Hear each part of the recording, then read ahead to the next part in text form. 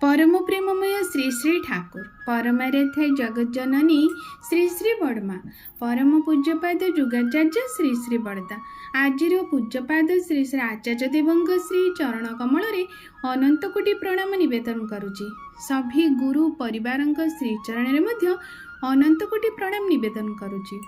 मोर video देखुथिबा प्रत्येक गुरु भाई और माँ मानू अंतर आनंदित जय गुरु ढेर सारा भल पाइबा और समस्त शुभकामना परम पिता श्रीचरण रे सबुदिन परी आज एक सुंदर विषय आनिबा जहाँकि आम मान जीवन में बहु किछि परिवर्तन आणु आम मान जीवन को से इष्टिमय जीवन में परिणत करू।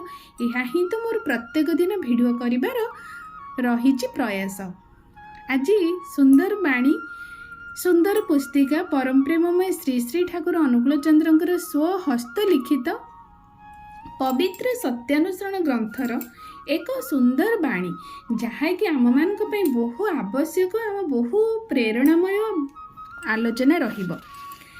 प्रथम तो कथा सत्यानुसरण जहाँ भी किछि बाणी रही मु चिंता करिछि प्रत्येक दिन ए बाणी जहाँ किछि मो जीवन में मु अनुभव करिछि ताहा आपनक सामने रे तोली धरिबी।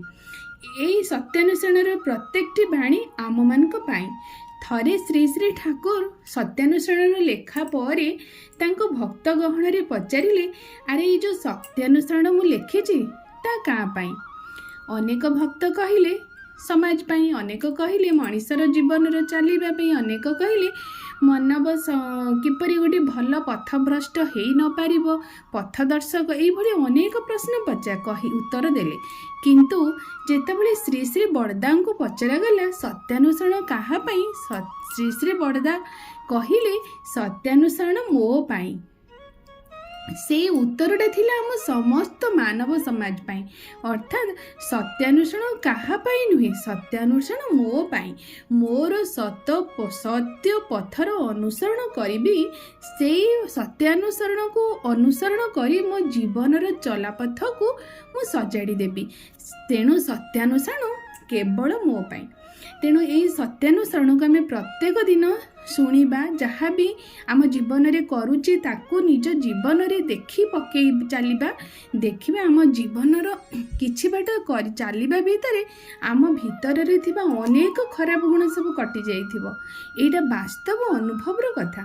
तेणु आज प्रथम लेखा जाइछि अर्थ मान जस इत्यादि पाइबा आशे मते तुम्हें ठाकुर सजई भक्त हुआ नहीं सावधान हुआ ठकी जीव।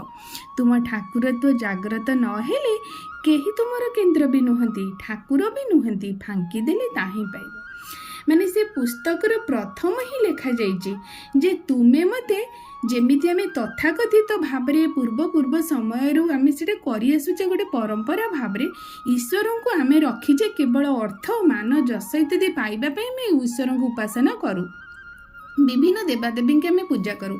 आम आम शरीर सुस्थ रहू मु भलरे रहे मोर धन संपत्ति हो मोर बाहाघर ठीक सब किछि ही आमर भल हो देवता माने ही अच्छी देवाई अच्छा माने आमे तांको पूजा करूँ तांको फूल धूप दीप नैवेद्य सब दबू सी आमको आमर प्रवृत्ति माफिक इच्छा को पूरण करेंगे यहाँ आम मान चलनी। किंतु ठाकुर से ब्रेक लगेदेले जे देखे तू मत अर्थ मान जस इत्यादि पाइबा आशे तू मत ठाकुर सजई भक्त हबुनी तू सेमिति भक्त मोर हबुनी केमिति भक्त हबु ना तुमर ठाकुरत्व जाग्रत नहेले तू जदि तो भितरे तोर जो ठाकुर बोली मते जो तू संवर्धन करुचु मोर जो ठाकुरंकर जो भाव मो जीवन में मु जहाँ भी किछि आचरण चलनी दे चली जाइए तू जदि तांको देखी तो मते देखी जदि से भली भाव तू निजे न होई उठिचु ताहले तू ठकी जीवु।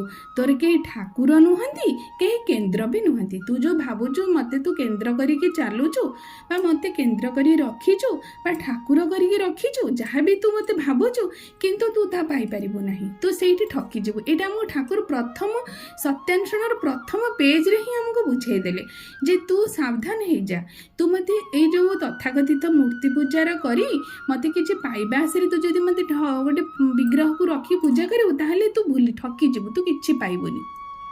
ପାଇବା ପାଇଁ ହେଲେ କ'ଣ ହେବ ନା ତୋତେ କରିବାକୁ ପଡ଼ିବ।